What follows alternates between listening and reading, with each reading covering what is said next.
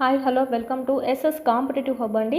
ఈ వీడియోలో బయాలజీకి సంబంధించి సెమిస్టర్ 2లో భాగంగా కంటిన్యూషన్ చూద్దాము. 6th lesson. ఓకే, మొక్కలు జంతువుల యొక్క సంరక్షణ.